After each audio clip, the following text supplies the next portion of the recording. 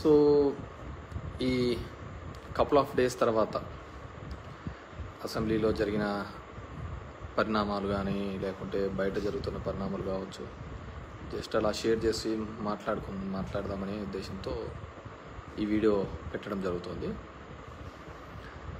So 2024లో ఒక mandate ఇచ్చినారు, జనాలు మ్యాండేట్ ఇచ్చినారు. సో దాంట్లో కొంతమంది ఇట్సే ఈవీఎంల వల్ల అనేది ఉంది, 49 lakh ఓట్స్ మ్యానిపులేట్ అయినాయి అనేది. స్టిల్ అది ఇంకా ఒక కంక్లూజన్ కోసం అన్ని పార్టీలు మాట్లాడుతున్నారు. అఖిలేష్ యాదవ్ లాంటి వాళ్ళు అయితే నా దాంట్లో 80కి 80 వచ్చినా కానీ నేను ఈవీఎంస్ని అయితే నమ్మే పరిస్థితి లేదు అనే పద్ధతిలో. So I do also believe EVMs అనేది ఇట్స్ ఇదనేది వాట్ ఎవర్ మేబీ. గతంలో చంద్రబాబు నాయుడు బాగాలేదన్నారు, ఇప్పుడు బాగుందంటున్నారు. నేను ఎప్పటికీ ఎలక్ట్రానిక్ డివైజెస్ అనేది మేనేజ్ చేయొచ్చు, మ్యానిపులేట్ చేయొచ్చు అనే దాని మీద నేను పూర్తిగా నమ్ముతాను. So what ever maybe good or bad అనేది తర్వాత తెలియనుంది. అండ్ కమింగ్ టు ప్రజలందరూ కూడా మనమందరం కూడా అనుకునే విధంగా అది కానీ లేకపోతే చంద్రబాబు నాయుడు ఇచ్చిన హామీల వల్లనో ఇంకోటో దాని వల్లనో వేసినారు అని ఒక భావన కూడా అందరిలోనూ ఉంది ఇది. కానీ ఆయన ఈ హామీలు నెరవేర్చడం లేదు. ముఖ్యంగా అమ్మఒడిని కావచ్చు, ఇలాంటివి అవన్నీ తీసేస్తున్నాడు అని చెప్పేసి బేసిక్గా వి కాంట్ ఎక్స్పెక్ట్ అద్భుతాలన్నీ అప్పుడే జరుగుతాయని కూడా మనం అనుకోకూడదు. We have to give them time.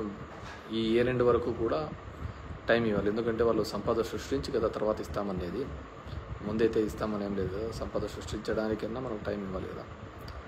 So ఆ సంపద సృష్టించిన తర్వాత మనం వాళ్ళు ఏ మాట వరకు నిలబెడతారు, ఏ విధంగా వాటిని ఇది చేస్తారు అనే దాన్ని మనం మాట్లాడుకోవచ్చు. అంతకుముందు మీ దృష్టికి తీసుకొని రావాల్సినది ఇసుక ప్రభుత్వం ఒక విధానం. అంటే నేను మొదటి నుంచి కూడా ప్రభుత్వం అనేది, గవర్నమెంట్ అనేది అడ్మినిస్ట్రేషన్ చేయాలి కానీ వ్యాపారాలు చేయకూడదు అనేది.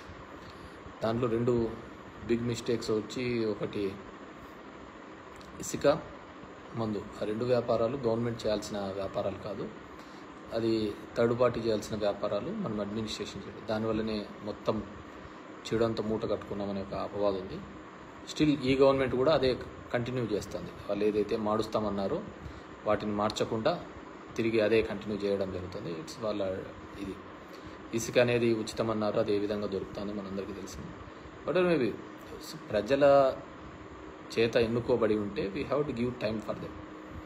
వాళ్ళకు కూడా టైం ఇచ్చి దాని మీద ఏ విధంగా రియాక్ట్ అవుతారు, ఏ విధంగా చేస్తారు, చేయకపోతే ఒక ప్లాట్ఫామ్స్ మీద ఏ విధంగా మన రెస్పాండ్ కావాలా, మహిళలకి ఇచ్చే దాంట్లోకి వచ్చి ఏ పథకాల గురించి ఏమంటారు.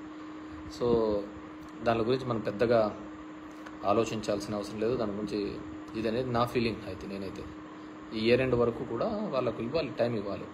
ఇప్పుడు రోజు మనం ఉన్నప్పుడు తెస్తూ ఉంటే అప్పుల వారం అని, మంగళవారం అని అంటుంటే, ఇప్పుడు చూస్తుంటే దగ్గర 32,000 కోట్లు డిఫరెంట్ రూపాల్లో తీసుకొని వచ్చాం. మరి అది ఎక్కడ ఖర్చు పెడుతున్నారో, ఎవరు ఖర్చు పెడుతున్నారో, ఎలా ఖర్చు పెడుతున్నారో కూడా తెలియటం లేదు. సో అది దాని గురించి ఒకటి. రెండోది చెత్త పన్ను.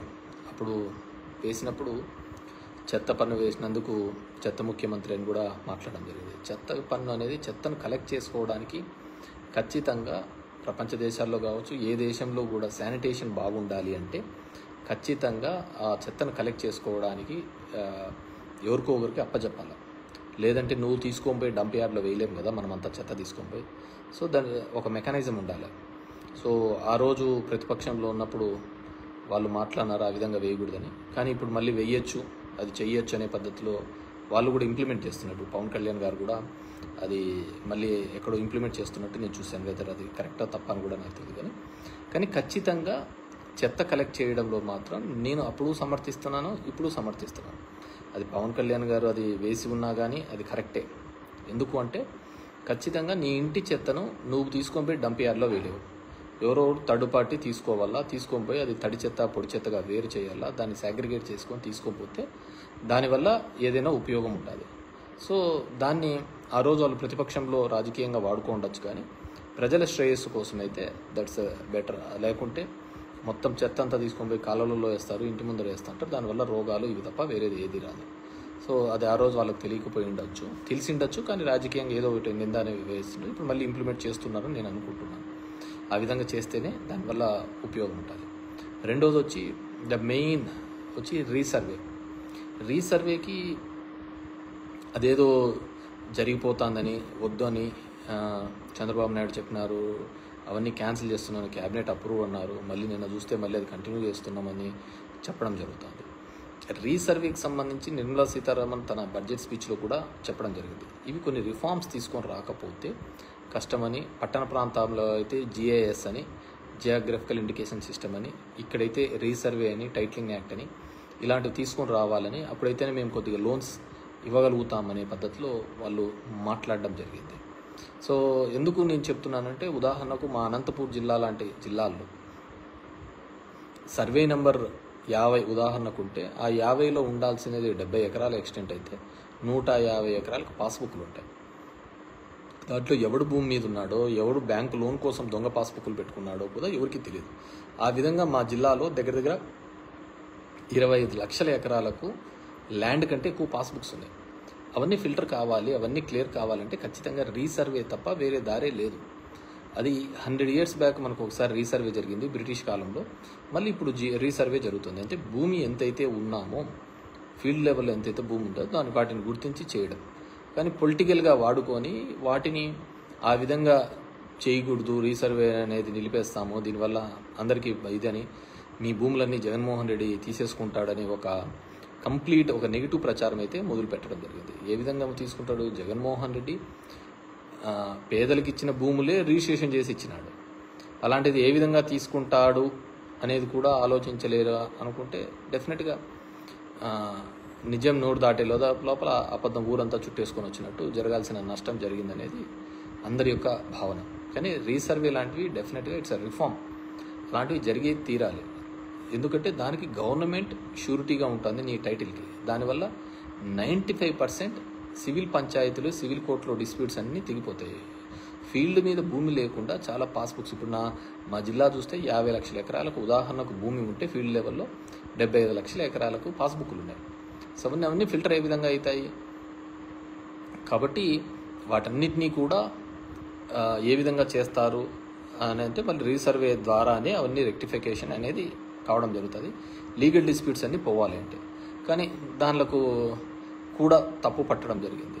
సో అందుకే నేను చెప్తున్నాను కదా, ఏమేమి చెప్పారు, ఏదేది చెప్పారు, ఇవన్నిటినీ కూడా అందరము కూడా పొలిటికల్ సరే ప్రజలకు ఆవేదన ఉండి ఉంటుంది. సో నాకు అది చూస్తున్నప్పుడు ఈ ప్రస్థానం సినిమాలో సాయి కుమార్ డైలాగ్ గుర్తుకొస్తుంది, ప్రతి మనిషిని కదిలించేది ఒక ఆశ ఒక్కటే అని. ఆ విధంగా ఆ ఆశతోనో కోరికతోనో కొత్తగా ఏమైనా మంచి జరుగుతుందని ఒక ఆలోచనతో చేసింటారు. So we have to give time. ప్రభుత్వానికి కూడా మనం టైం ఇవ్వాలి. టైం ఇచ్చిన తర్వాత వాళ్ళు కూడా ఈ ఇయర్లో కూడా చేయలేకపోతే సరే, ఒక ఫైనాన్షియల్ ఇయర్ అంతా అయిపోయినా కానీ నువ్వు చేస్తూ ఉన్న హామీలు ఏమైనాయి, సంపద సృష్టిస్తానని. ఇప్పుడు అమరావతి అనే దాంట్లో ఒక్కొరికి ఒక కన్ఫ్యూజన్ అనేది, కొంతమంది లోన్ అంటారు, కొంతమంది గ్రాంట్ అంటారు, కొంతమంది మేము చూసుకుంటామని చెప్పేసి ఫైనాన్షియల్ మినిస్టర్ మేము అని చెప్పి లోన్ కిందకి వస్తుంది. డిఫరెంట్ బ్యాంకింగ్ సెక్టర్, ఏఏబి కావచ్చు, ఎక్స్టర్నల్ ఎయిడెడ్ బ్యాంక్ ఈఏబి గురించి కావచ్చు, వరల్డ్ బ్యాంక్ గురించి కావచ్చు, డిఫరెంట్ బ్యాంక్స్ నుంచి ఇప్పిస్తాము అని అన్నారు. మరి అది ఏ విధంగా ఇప్పిస్తారనేది ఇంకా ఇంతవరకు గైడ్లైన్స్ రాలేదు. సో ఆ విధంగా ఉంది. దానిల మీద కూడా క్లారిటీ లేదనమాట. సో ఓవరాల్గా we have to give, because మనకు చేస్తామనేది ఎటువంటి ట్యాక్సేషన్ లేకుండా, కొత్తగా ట్యాక్సులు విధించకుండా, పెంచిన కరెంటు ఛార్జీలు తగ్గిస్తామని, పెరిగిన ఛార్జీలు తగ్గించి, ఎటువంటి ట్యాక్సే లేకుండా సంపద సృష్టించి వాటి ద్వారా పథకాలు ఇస్తామని చెప్పేసి. సో మనం 2 నెలల్లోనే అద్భుతాలు జరుగుతాయనుకోవడం కూడా తప్పే, అద్భుతాలు చేస్తారనుకోవడం కూడా తప్పే. సో అది చంద్రబాబు నాయుడు గారు చేస్తారనేది ఇంకా పెద్ద తప్పవుతుంది. So we have to give time for them. And దాని లోపల కొన్ని చోట్ల ఈ గొడవలు కానీ ఇలాంటివి కానీ ఇట్స్ ఎ గుడ్ కల్చర్ కాదు అనేది మా భావన. ఎందుకంటే మనం వేసిన బంతి మళ్ళీ తిరిగి బౌన్స్ బ్యాక్ అవుతూ ఉంటుంది దాన్ని. సో అది మళ్ళీ వెనక్కి వస్తూ ఉంటుంది. సో అది చాలామంది మనల్ని ఎంకరేజ్ చేయొచ్చు, ఎంటర్టైన్ చేయొచ్చు, ఇలాంటివి చేయండి అని చెప్పేసి. మళ్ళీ అది రివర్స్ వచ్చినప్పుడు వాళ్ళు ఎవరు మనకు కనపడరు అనమాట. సో అవన్నీ కూడా మనం జాగ్రత్తగా, మన మాట తీరు, ఇదన్నీ కూడా జాగ్రత్తగా ఉంటే మనకి కూడా బాగా పీస్ఫుల్గా ఉంటుంది అనమాట. సో అంటే బేసిక్గా నేనేంటంటే మన వాళ్ళు వైసీపీ క్యాడరు వీళ్ళంతా చూడన్నా ఇట్లా చేసినాడు అని ఈ సోషల్ మీడియా ప్లాట్ఫామ్స్లో దీనిలో పెడుతుంటే సరే మనం కొద్దిగా టైం ఇవ్వాలా, టైం ఇచ్చిన తర్వాత చూద్దాం వాళ్ళ సంగతి అని చెప్పేసి. అదేవిధంగా అమ్మఒడి తీసేసి తల్లికి వందనం అనేది ఇలాంటివన్నీ పెట్టడం ఇంకా ఇప్పుడు లేదు, నెక్స్ట్ ఇయర్ అంటున్నారు. చూద్దాం నెక్స్ట్ ఇయర్కి ఏ విధంగా చేస్తారు. బేసిక్గా నేను జగన్మోహన్ రెడ్డి ఇప్పుడు ప్రభుత్వంలో ఒక ఎమ్మెల్యేగా కావచ్చు అబ్జర్వ్ చేసినది ఏంటంటే జగన్మోహన్ రెడ్డి గారు ఎక్కడా కానీ ఫ్రీబీస్ ఇవ్వలేదు. అందరూ ఏం చేస్తున్నారంటే ఉచితంగా పథకాలు పంచుతున్నాడు అనే ఒక తప్పుడు భావం తీసుకొని రాగలిగినారు. కానీ ఆయన ఎప్పుడూ కూడా ఉచితంగా పథకాలు ఏది ఇవ్వలేదు. అమ్మఒడి ఇచ్చినాడు అంటే స్కూల్లో పోయే డ్రాప్అవుట్స్ తగ్గినాయి, స్కూల్లో జాయిన్ అయ్యే వాళ్ళు పర్సంటేజ్ పెరగడం జరిగింది. నాడు నేడు చేసినారంటే ఒక గవర్నమెంట్ ఇన్స్టిట్యూట్ని డెవలప్ చేసే కార్యక్రమం చేసినాడు, ప్రైవేట్ ఇన్స్టిట్యూట్ని కాకుండా ఇది. సో అది అమ్మఒడికి అనేది ఉపయోగపడింది. విద్యా దీవెన, వసతి దీవెన అంటే హైయర్ ఎడ్యుకేషన్లో చదువుతున్న పిల్లలకు ఉపయోగపడేది. సో వాళ్ళందరికీ అర్థం కాలేదు హైయర్ ఎడ్యుకేషన్లో చదివే దానిలోకి ఆ డబ్బులంతా జగన్మోహన్ రెడ్డి ఫీజుల రూపం ద్వారా మన అమ్మద అకౌంట్లోకి వేస్తున్నాడు అనే విషయాన్ని గుర్తించలేకపోయి ఉండొచ్చు, ముఖ్యంగా దీనిలో యువతకు చూస్తే. అదేవిధంగా మహిళా సంఘాలకు డబ్బులు ఇచ్చినాడు అంటే ఎస్, అంతకుముందు రుణమాఫీ అనే పేరుతో ఎక్కడైతే మోసపోయిన మహిళా సంఘాలు ఉన్నాయో అవి ఏ గ్రేడ్ నుంచి డి గ్రేడ్కి వచ్చినాయి. దాన్ని మళ్ళీ అప్లిఫ్ట్ చేయడానికి కోసమే దాన్ని డి గ్రేడ్లోకి నుంచి ఏ గ్రేడ్లోకి తీసుకొని రావడం జరిగింది. 98% రీపేమెంట్ అంతా మనమే చేసినాం కాబట్టి మొత్తం అంతా తీసుకొని రావడం జరిగింది. ఈ విధంగా బ్యాంకింగ్ సిస్టమ్ కావచ్చు, ప్యారలల్గా కావచ్చు, ఒక వ్యవస్థ ఇప్పుడు ఆటోలనే కావచ్చు, అదేవిధంగా నాయ్ బ్రాహ్మణ్స్ కావచ్చు, ఇవన్నీ వ్యవస్థలు ఎక్కడ ఊరికి వెళ్ళాం.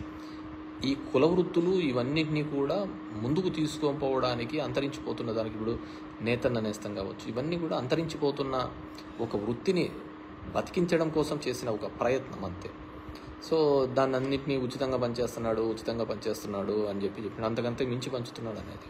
అదేవిధంగా ఉద్యోగ కల్పనలో కూడా ఇప్పుడు అందరూ శ్వేతపత్రాలు అందరూ రిలీజ్ చేస్తున్నారు అనమాట. ఎన్ని ఉద్యోగాలు ఇచ్చినారు, ఏమి ఇచ్చినారు అని. అది వాళ్ళ టెన్యూర్లో 14 to 19 ఎన్ని ఇచ్చినారని చెప్పినా కూడా బాగుండేది అనమాట. ఇప్పుడైతే ఒక ప్యారలల్ వ్యవస్థ, అది జగన్మోహన్ రెడ్డి ఉన్నా లేకున్నా, అది ఇంకొక 100 సంవత్సరాలైనా కానీ ఆ సచివాలయ వ్యవస్థ, ఆ సచివాలయాలు అనేది జగన్మోహన్ రెడ్డి గారు ఏర్పాటు చేసినది అవి జీవితకాలం ఉండే సిస్టమ్. సో దానిలో ఏ విధంగా సబ్సిక్వెంట్ గవర్నమెంట్స్ వాడుకుంటాయి లేదు అనేది వాళ్ళ ఇష్టం. సో అది we have to check. So ఇలా వివిధ కారణాల వల్ల అన్నీ ఉన్నాయి. అండ్ ముఖ్యంగా ఓట్స్కి సంబంధించి 49 లక్షల ఓట్లు కేవలం మన ఏపీలో ఆ ఫిగర్ మ్యాచ్ కాలేదు పార్లమెంట్ ఎలక్షన్స్లో అనేది కొన్ని సంస్థలు చేసుకున్న వాటి ద్వారా రావడం జరిగింది. 79 సీట్లు దేశవ్యాప్తంగా ఈ విధంగా అవకతవకలు జరిగినాయని కూడా జరగడం జరిగింది అన్నమాట. సో దాని మీద పూర్తిగా కూడా ఒక ఎంక్వైరీ జరగడమో లేకుంటే ఇంకో పద్ధతి ద్వారా వస్తేనే తప్ప వాటిని మనము కరెక్ట్గా చెప్పలేము. ఎవరో చెప్తున్నారు ప్రజలు ఆశపడి మోసపోయినారట. మనిషిని బతికిచ్చేదే ఆశ. సో ఆ ఆశ పడడంలో తప్పు లేదు. అది నెరవేరుస్తారా లేదా అనేది తర్వాత ఇట్స్ వాళ్ళ ఇదన్నమాట. We have to see. పాపం ముఖ్యంగా రాయలసీమ ప్రాంతంలో అయితే వర్షాలు లేక రైతులు ఇబ్బంది పడుతున్నారు, పనులు లేక ఇబ్బంది పడుతున్నారు. చాలా ఇబ్బందికరమైన పరిస్థితులు ఉంది. ఎందుకంటే కొన్ని గ్రామాలలో తాగునీళ్ళకు కూడా ఇబ్బంది కలిగే, ఎందుకంటే వాటర్ టేబుల్ పడిపోతుంది, వాటర్ టేబుల్ బాగా డౌన్ఫాల్ అవుతుంది. We have to see. Pawan Kalyan గారికి ఇప్పుడు తీసుకున్నారు Panchayati Raj ministry. It is challenging. ఆయన కూడా నేను విన్నాను ఇక్కడ బ్లీచింగ్ పౌడర్ ఇది లేదు, నీళ్ళకు ఇది లేదు అని చెప్పేసి కూడా వినడం జరిగింది. సో జగన్మోహన్ రెడ్డి గారు ఇట్లా ఎప్పుడు కారణాలు చెప్పలేదు. ఎందుకంటే 100 కోట్లు కేవలం 2019లో దిగిపోయేటప్పుడు టైం పెట్టినా కానీ బడ్జెట్లో డబ్బులు లేవు, ఇవి లేవు అని చెప్పలేదు. తన వంతుగా తన చేయాల్సినది కొన్ని రిఫార్మ్స్ తీసుకొని రావడం జరిగింది. ఇప్పుడు మెడికల్ కాలేజెస్ కావచ్చు, పోర్ట్స్ కావచ్చు, హాస్పిటల్స్ కావచ్చు, స్కూల్ ఎడ్యుకేషన్ కావచ్చు, కొన్ని రిఫార్మ్స్. నేను కూడా అన్ని రిఫార్మ్స్ అంత త్వరగా జనంలోకి ఇంజెక్ట్ చేయడం కూడా తప్పే నేను అనుకుంటున్నాను. వీ హ్యావ్ టు ఆ ఫ్లోలో పోతుండాలి. జనాలకి ఏది అనుకుంటారో దాని ఫ్లోలో పోతుండాలి. కానీ వాళ్ళని కొత్తగా మనం నేర్పించాలనే ఒక ప్రయత్నం చేస్తా అంటేనే పెద్ద తప్పు. దానికి బేసిక్ పెద్ద ఉదాహరణ నేనే అనమాట. నాదే లైవ్ ఎగ్జాంపుల్. ఎందుకు నేను లైవ్ ఎగ్జాంపుల్ అంటే, ఇప్పుడు పబ్లిక్ రిప్రజెంటేటివ్స్ జనం దగ్గరికి పోరు, జనంతో మాట్లాడరు, వాళ్ళ దగ్గరికి వచ్చిన వాళ్ళనే కలవడం బరువుగా ఉంటుంది. అలాంటిది నేను ఒక కొత్త సిస్టమ్ని తీసుకొని వచ్చి వీళ్ళే వాళ్ళ దగ్గరికి తీసుకోపోవడం జరిగింది. దానికి ఎన్నో నిందలు మోయడం తప్ప నాకు వేరేది ఏంది జరగలేదు. అదే మర్యాదకు నేను ఇంటికాడ కూర్చున్నా కానీ నాకు ఈ నిందలు తప్పేటివి, నా పని నేను చూసుకున్నా కానీ నేను జనం దగ్గరికి పోవడంతో నాకు నిందలు ఓటమి తప్ప నేను పెద్దగా మూట కట్టుకునేదంటూ ఏమీ కనపడలేదన్నమాట. సో అపవాదులు తప్ప మూట కట్టుకునేది ఏంది లేదు. సో అట్లుంటుంది. కాబట్టి ఎప్పుడే కానీ సిస్టంలో ఏ విధంగా అలవాటు పడితే దాని ప్రకారమే పోవాలా. అదేంటి అంటే రాజకీయ నాయకులు అనేది ప్రజలకు దూరంగా ఉండాలా, ఎలక్షన్లప్పుడు కనపడాలా, వాళ్ళకి అబద్ధాలు చెప్పాలా, అబద్ధాలకు నచ్చితే వాళ్ళకు ఇది చేస్తూ అంటారు, నమ్ముకుంటే వేయరు. ఇంకా దీంట్లో మంచని చెడు అనేది అనవసరమైన విషయం. అండ్ రెండోది, చంద్రబాబు గారు నిజమైన రాజకీయ నాయకుడైతే అసలు ఏ పథకాలు చేయకూడదు. ఎందుకు చేయకూడదు అని నేను అంటానంటే, ఇన్ని పథకాలు చేసి ఎటువంటి అవినీతి లేకుండా ప్రజలకు అందించాలి అని జగన్మోహన్ రెడ్డి గారు అనుకున్నారు. ఆ విధంగా అనుకోవడం వల్లనే కదా జగన్మోహన్ రెడ్డికి 11 సీట్లు వచ్చినాయి. అదొక పొలిటికల్ లాగా చేసి ఇంకో విధంగా చేసింటే ఇప్పుడు అందరూ అదే చెప్తున్నారు కదా, వాలంటీర్ అనే వ్యవస్థను తీసుకొని రావడం ద్వారానే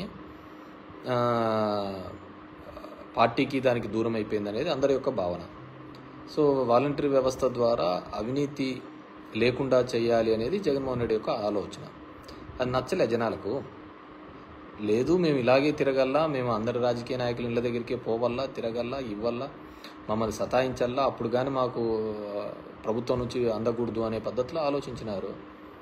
so we have to accept. So ఇప్పుడు గన చంద్రబాబు నాయుడు పథకాలు ఇవ్వడం మొదలు పెడితే అందరూ అంటారు కదా, ఏమని అంటారు, జగన్ రెడ్డి బాగా చేసినారు లేప, జగన్ రెడ్డి చేసిన దానికి మీరేం చేసినారు, ఇప్పుడు నేను చేసినా అవే చేస్తాము, కాబట్టి నా స్టైల్ వేరు అనే తన స్టైల్లో తన ఫంక్షనరీ మొదలు పెడతాడు. సో అదే ఫంక్షనరీ ఇప్పుడు మొదలు పెట్టినాడు అని నేను అనుకుంటున్నా. మళ్ళీ తన ఫంక్షనరీ మొదలు పెట్టాడు అని నేను అనుకుంటున్నాను. సో నిజంగా అంటే అప్పుడు ఒక మోడల్ అయ్యేది. జగన్మోహన్ రెడ్డి సక్సెస్ అయ్యింటే పేదవాళ్లకు సాయం చేయాలి, పేదవాళ్లకు ఆదుకోవాలి అనేది ఒక ఎగ్జాంపుల్గా నిలిచేది. ఇప్పుడు ఆయన చేసిన తర్వాత కూడా ఓడిపోయినాడు కాబట్టి, తన పార్టీ రాలేదు కాబట్టి, సో అది నెక్స్ట్ జనరేషన్స్కి అది ఎప్పుడు ఒక ఎగ్జాంపుల్ కానే కాదు. సో అది నెక్స్ట్ జనరేషన్కి అది ఎగ్జాంపుల్ కానే కాదు. సో నెక్స్ట్ జనరేషన్కి ఇంకోటి ఎగ్జాంపుల్, చంద్రబాబు ఇంకో పద్ధతిలో ఆలోచించాలి, అది పథకాల రూపంలో కాకుండా ఇంకో పద్ధతిలో ఆలోచించాలి. సో అతను అదే సంపద సృష్టిస్తాను అనే ఒక పద్ధతిలో ఆలోచించాడు. అది ఎంతవరకు సంపద సృష్టిస్తాడు ఏంది అనేది మనం we have to wait and see. So ఆయన చేయలేదు, ఇది చేయలేదు అని చెప్పేసి పెద్దగా కంగారు పడద్దండి, పెద్దగా ఆలోచించద్దండి. అండ్ బాగా బీ రిలాక్స్. ఈ మధ్యకాలంలో కొన్ని మంచి మూవీస్ వచ్చినాయి, కల్కిను, మహారాజా, ఇట్లా. నాకు ఆ సినిమాలు కూడా గుర్తుకొస్తాయి. ఏమన్నా పన్నా జగన్మోహన్ రెడ్డికి చెప్పండి, టికెట్ రేట్లు తగ్గియాలా అని చెప్పేసి పడి ఆ సినిమా వాళ్ళతో అందరితో నిష్ఠూరాలు తప్ప వేరేది ఏమన్నా ఉందా? ఎవరు లైఫ్ వాళ్ళు ఉంటాండ్రి. ఆ టికెట్లు తగ్గేలా, సామాన్యులకి ఇది కావాలా, అంతంత రేట్లు ఉండకూడదని ఆయన ఏదో కొన్నాడు. పడితే అందరితో ఈరోజు నిష్ఠూరాలు తప్ప వేరేది ఏమన్నా మూట కట్టుకున్నాడు. ఆయన ఏం మూట కట్టుకోలే కదా, అలా ఉంటుంది. సో ఎప్పుడైనా కానీ జనాలకు ఆ రోజు అది అవసరం ఏం లేదు. బ్లాక్లోనే టికెట్ పెట్టుకొని కొనుక్కొని పోతారు ఫ్యాన్స్కి వాళ్ళ సినిమాలో వస్తే. అలాంటిది నువ్వు ఆ టికెట్ తగ్గిమని చెప్పడానికి చెప్తే వాళ్ళు ఎందుకు యాక్సెప్ట్ చేస్తారు? So it's craze. మనం వాళ్ళకి తగ్గిస్తున్నాము ఇదేదైనా వాళ్ళు ఆలోచించరు. ఆ విషయం గురించి వాళ్ళకి తెలియదు కదా, మనకి మంచి చేస్తున్నాము అనేది. వాళ్ళ సినిమా ఫ్యాన్ ఎంతైనా పెట్టిపోవాలా అనేది వాళ్ళ ఆలోచన. మనం ఎవరు వాళ్ళ ఆ రేటు తగ్గించాలనేది. అలా అనుకున్నాము. అందరితో ఒక ఇండస్ట్రీతో అందరితో కూడా మనం చెడు మూట కట్టుకోవడం జరిగింది. నా ఎస్సీలు, నా ఎస్టీలు, నా బీసీలు అని అన్నారు. మిగతా ఆ సెక్షన్ ఆఫ్ ది పీపుల్ నీతో సెయిల్ అయినారో లేదో తెలియదు, కానీ మిగతా సెక్షన్ ఆఫ్ ది పీపుల్ అందరూ కూడా నెగిటివ్ అయినారు కదా, వాళ్ళైనా మేము వద్దా అని. పోనీ ఎవరినైతే భుజాన్ని ఎత్తుకున్నారో వాళ్ళన్నా మనతో తోడొస్తున్నారా? తోడొచ్చింటే ఈ పరిస్థితి అయితే ఉండేది కాదు కదా. తోడొస్తే ఈ పరిస్థితి అయితే ఉండేది కాదు కదా. సోషల్ ఇంజనీరింగ్ అనే కాన్సెప్ట్ తీసుకొని వస్తుంది. ఓసీలకు జనరల్గా వచ్చిన సీట్లను కూడా బీసీలకు ఇచ్చినాడు. ప్రతి ఇద్దరు వైస్ ఎంపీపీలు ఉంటే ఒక వైస్ ఎంపీపీ ఖచ్చితంగా బీసీ కానీ ఎస్సీ కానీ ఉండాలి, మహిళ కానీ ఉండాలి అన్నారు. సో హీ వాంట్స్ టు ఒక revolution. These are all accept చేసుకోవడానికి పబ్లిక్ లేదు.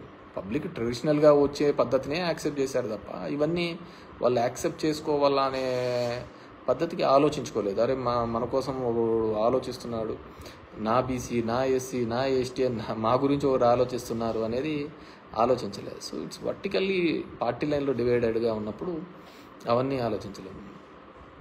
జగన్మోహన్ రెడ్డి ఆలోచించినాడు. సో ది మిగతా సెక్షన్ ఆఫ్ ది పీపుల్లో అది ఖచ్చితంగా ఒక నెగిటివ్గానే కనపడింది వాళ్ళకు. సో అది ఇంకా స్ట్రెస్ చేయడంతో ఇంకా ఎక్కువ ఉంది. పోనీ మమ్మల్ని ఓన్ చేసుకుంటున్నాడు కదా, మమ్మల్ని ఏ ముఖ్యమంత్రి కూడా ఏ పార్టీ కూడా ఇన్ని పదవులు ఇచ్చి ఈ విధంగా మమ్మల్ని దగ్గరగా చేసుకున్నారు కదా అనే ఫీలింగ్ వాళ్ళు కూడా ఎక్స్ప్రెస్ చేయలేరు. వాళ్ళు కూడా చూపించలేదు అన్నమాట. మమ్మల్ని ఇంతగా చేసినారు కదా, మాకు ఈ విధంగా ఒక రాజ్యాంగబద్ధమైన పదవులు ఇచ్చినారు కదా, సరే ఆ పదవులకు ఏ విధంగా ఉంది ఏముంది అనేది తర్వాత. ఎంతోమందిని పక్కన పెట్టి ఇచ్చినాడు మమ్మల్ని, వాళ్ళకు వచ్చిన ఆపర్చునిటీని కూడా తీసేసి మాకు ఇచ్చినాడు కదా, సో మనం ఉండాలి కదా అనేది కూడా లేకపోయిందనమాట. సో దీంట్లో మనిషి ఒకటి ఆశ కోరికలు దీని మీద తప్ప వేరేది ఏది కానీ దీంట్లో కనపడదన్నమాట. సో మనము అంత చేసినా కానీ ఏ విధమైన పరిస్థితి కనపడలేదు. So I wish everyone be positive. This 4 years we have to go ahead. YCP వాళ్ళందరికీ కూడా. సో అందరూ కూడా బీ పాజిటివ్. సో ఉంటారు పాపం. జగన్మోహన్ రెడ్డి గారిని ఆలోచించండి.